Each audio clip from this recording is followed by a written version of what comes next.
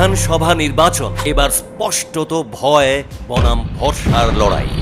ভয়ের কারণ গত ১৫ বছরে ৩০০-র বেশি রাজনৈতিক হত্যাকাণ্ড।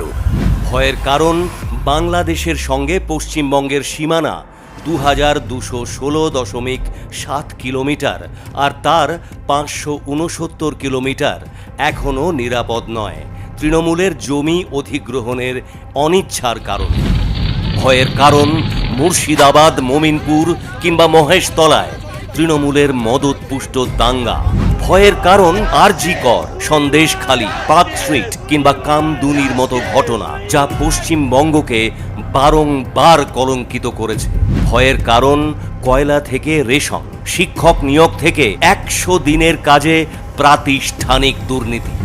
ভয়ের কারণ তোলাবাজি, ভাইপো ট্যাক্স, কাটমানি আর সিন্ডিকেটের আতঙ্কে ৬,৬৬৮টি শিল্প সংস্থার পশ্চিমবঙ্গ ছেড়ে চলে যাওয়া। ভয়ের কারণ আটকে থাকা হকের ডিএ আর ৭ম বেতন কমিশন। ভয়ের কারণ হয়ে উঠেছে আলু রফতানিতে বাধা, বন্ধ হয়ে যাওয়া ৮০% চা বাগান।